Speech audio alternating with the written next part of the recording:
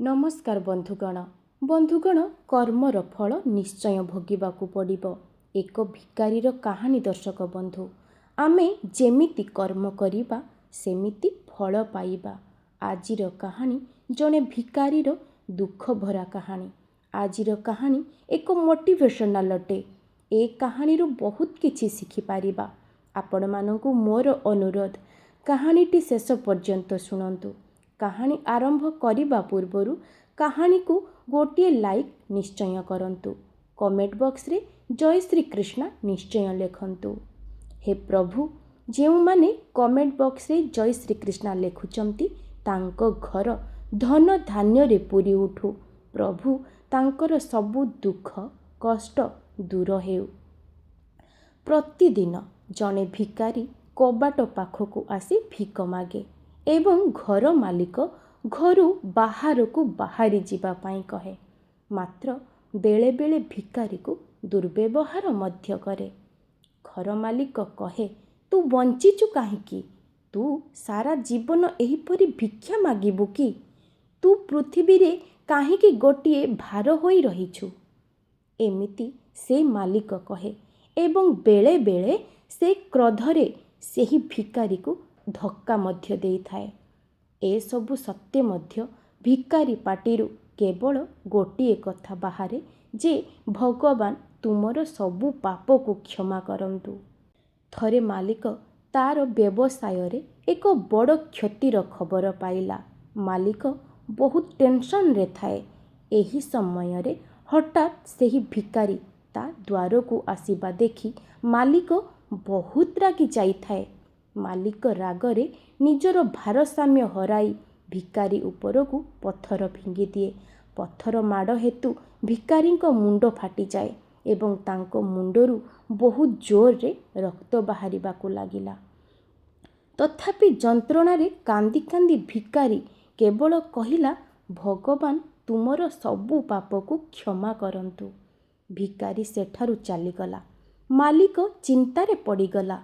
ଭିକାରୀ ଉପରେ ପଥର ଫିଙ୍ଗିଲା ପରେ ମଧ୍ୟ ସେ କେବଳ ଭଗବାନଙ୍କୁ ପ୍ରାର୍ଥନା କଲା। ମାଲିକର କ୍ରୋଧ କମିଗଲା ଏବଂ ତାର ମନ ଶାନ୍ତ ହୋଇଗଲା। ଭିକାରୀର ରହସ୍ୟ ଜାଣିବା ପାଇଁ ମାଲିକ ଭିକାରୀର ପଛେ ପଛେ ପିଛା କରିବା ଆରମ୍ଭ କଲା। ଭିକାରୀ ଯୁଆଡ଼େ ଯାଏ ମାଲିକ ତାକୁ ଅନୁସରଣ କରେ। ମାଲିକ ଦେଖେ ଯେ କେହି ତାକୁ ଖାଦ୍ୟ ଦେଉଛି ତ କେହି ତାକୁ ପିଟୁଛି, ପୁଣି କେହି ତାକୁ ଅପମାନ କରୁଛି ଏବଂ କେହି ତାକୁ ଦୁର୍ବ୍ୟବହାର କରୁଛି।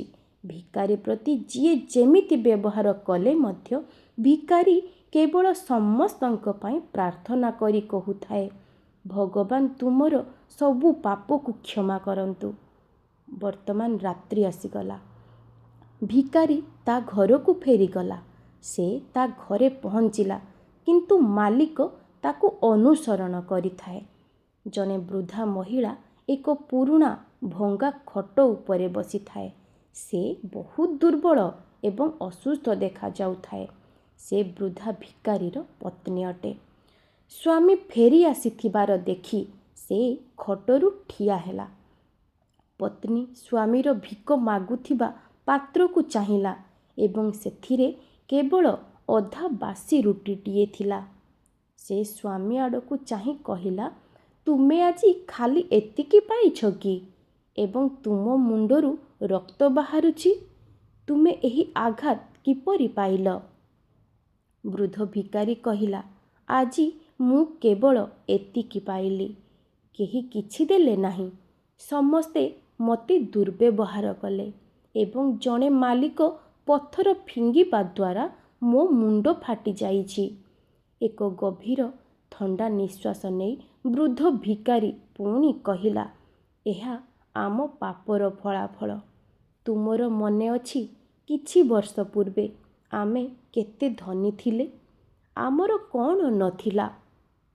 ଆମର ଧନ ରତ୍ନ ସବୁକିଛି ଥିଲା, କିନ୍ତୁ ଆମେ କେବେ କାହାକୁ ଦାନ କରିନାହୁଁ ଏବଂ ଏହାଠାରୁ ବି ଖରାପ କାର୍ଯ୍ୟ ସେହି ଅନ୍ଧ ଭିକାରୀକୁ ଆମେ କରିଥିଲେ, ଯିଏ ଭିକ ମାଗିବାକୁ ଆମ ଦ୍ୱାରକୁ ଆସୁଥିଲା।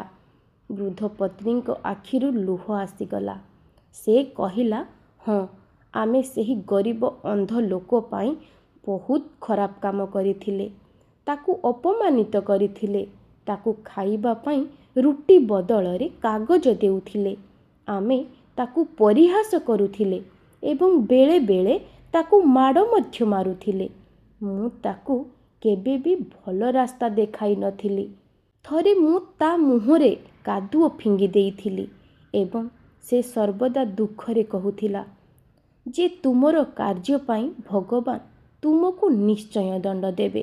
ତୁମର ପାପ ପାଇଁ ଭଗବାନ ନିଶ୍ଚିତ ଭାବରେ ତୁମକୁ ଦଣ୍ଡ ଦେବେ। ଆଉ ତାର ଅଭିଶାପ ଆଜି ସତ ହେଲା ଏବଂ ଆମେ ଏହି ଦୁଃଖ ଭରା ଜୀବନକୁ ଆସିଗଲେ। ଭିକାରୀ କହିଲା, ହଁ, ତାର ଅଭିଶାପ ସତ ହେଲା। ସେଥିପାଇଁ ମୁଁ କାହାକୁ ଅଭିଶାପ ଦିଏ ନାହିଁ। କେହି ମୋ ପ୍ରତି ଯେମିତି ବ୍ୟବହାର କରନ୍ତୁ ନା କାହିଁକି, ମୁଁ ସେମାନଙ୍କ ପାଇଁ ସର୍ବଦା ପ୍ରାର୍ଥନା କରେ। ମୁଁ ଚାହେଁ ନାହିଁ ଯେ ଆମ ଭଳି କେହି ଜୀବନ ଅନୁଭବ କରନ୍ତୁ, ଆମ ପରି ଦୁଃଖର ସାମ୍ନା କରନ୍ତୁ। ସେମାନେ ଜାଣିପାରନ୍ତି ନାହିଁ ଯେ ସେମାନେ କେତେ ବଡ଼ ପାପ କରୁଛନ୍ତି। ସେଥିପାଇଁ ମୁଁ ଚାହେଁ ନାହିଁ ଯେ ସେମାନଙ୍କ ଅଜାଣତ ପାପ ପାଇଁ ସେମାନଙ୍କୁ ଏପରି ଦଣ୍ଡ ମିଳୁ ବୋଲି। ମାଲିକ ସେଠାରେ ଲୁଚି ଲୁଚି ରହି ଏହି ସବୁ କଥା ଶୁଣୁଥିଲା। ବର୍ତ୍ତମାନ ସେ ସବୁ କିଛି ବୁଝି ଯାଇଥିଲା। ଭିକାରୀ ଏବଂ ତାର ପତ୍ନୀ ଅଧା ରୁଟିକୁ ଦୁହିଁଙ୍କ ମଧ୍ୟରେ ବାଣ୍ଟି ଖାଇନେଲେ ଏବଂ ଭଗବାନଙ୍କୁ ଧନ୍ୟବାଦ ଜଣାଇ ଶୋଇପଡ଼ିଲେ। ପରଦିନ ସେହି ଭିକାରୀ ପୁନର୍ବାର ଭିକ ମାଗିବାକୁ ଗଲା। ସେ ପୁଣି ସେହି ମାଲିକଙ୍କ ଘରକୁ ଗଲା। ମାଲିକ ପୂର୍ବରୁ ରଖାଯାଇଥିବା ଗରମ ରୁଟି ଆଣି ଭିକାରୀକୁ ଦେଇ ଭଦ୍ର ଭାବରେ କହିଲା, ମୋତେ କ୍ଷମା କର ବାବା, ମୋର ବହୁତ ବଡ଼ ଭୁଲ ହୋଇଗଲା।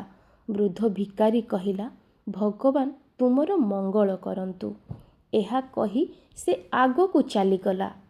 ଏହି କାହାଣୀରୁ ଆମେ ଏହା ଶିଖିବା ଉଚିତ ଯେ ଜଣେ ବ୍ୟକ୍ତି କାହାର ଖରାପ କରନ୍ତୁ କିମ୍ବା ଭଲ କରନ୍ତୁ, କିନ୍ତୁ ଭଗବାନ ତାଙ୍କୁ କେବଳ ନିଜ କାର୍ଯ୍ୟ ଅନୁଯାୟୀ ଫଳ ଦିଅନ୍ତି।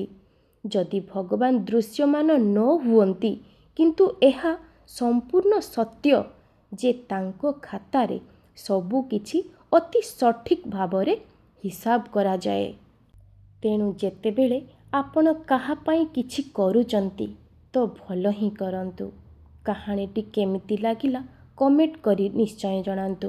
ଯଦି କାହାଣୀଟି ଆପଣମାନଙ୍କୁ ଭଲ ଲାଗିଲା ତେବେ ଭିଡ଼ିଓକୁ ଗୋଟିଏ ଲାଇକ୍ କରି ଚ୍ୟାନେଲକୁ ସବସ୍କ୍ରାଇବ୍ କରିଦିଅନ୍ତୁ।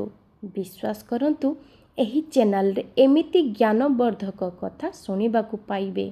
ତେଣୁ ଏବେ ହିଁ ସବସ୍କ୍ରାଇବ୍ କରିଦିଅନ୍ତୁ। କମେଣ୍ଟରେ ଜୟ ଶ୍ରୀକୃଷ୍ଣ ନିଶ୍ଚୟ ଲେଖନ୍ତୁ।